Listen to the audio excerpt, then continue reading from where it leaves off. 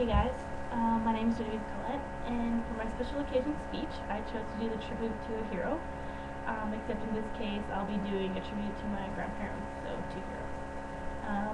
My grandparents' names are Norbert and Laurette Teytaud, and my grandpa is 78 and my grandma is 75, and they are basically my heroes because of not only the fact that they have great morals and found a love that they've been together for so long, and just that they've been through so much in their lifetime, and it's really admirable and makes me really wish that one day I could be like them. So my grandfather was the youngest of a family of 12, which his father died of narcolepsy at the age of 9. So he had to take on many responsibilities right off the bat, right when he was really young. What happened is he had to drop out of school in the 8th grade and start working. So he's been working his entire life up until recently.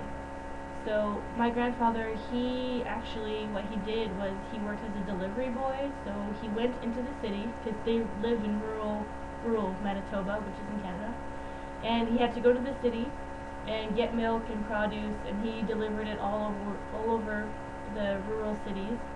And he did that for a very long time until he saved enough money for a wedding to my grandmother and to move into the city to buy a home. My grandma was the eldest of 4 children.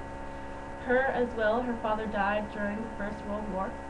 So both my grandparents had single mothers growing up, and they both had to work really hard and provide for their families. So that's something that I really admire, and I have their same work ethic, and I really look up to them for their work ethic, because without that, they wouldn't be where they are today.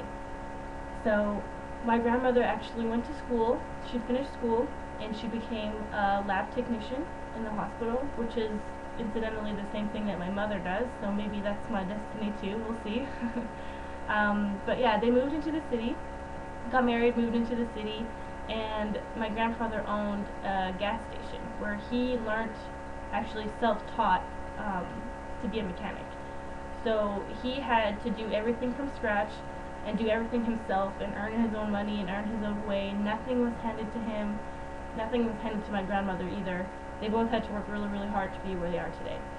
So not only that, but they also both have been through cancer. My grandfather had prostate cancer about 3 or 4 years ago, and my grandmother currently has breast cancer. So they're both fighters, and they've both been through a lot, and that's really why I look up to them, not only because they're survivors, but because of the culture that they've given me. Because my great-grandmother was from France, my grandfather is really big on French was my first language, so that was not only my parents' choice, but what my grandparents chose to do for my parents.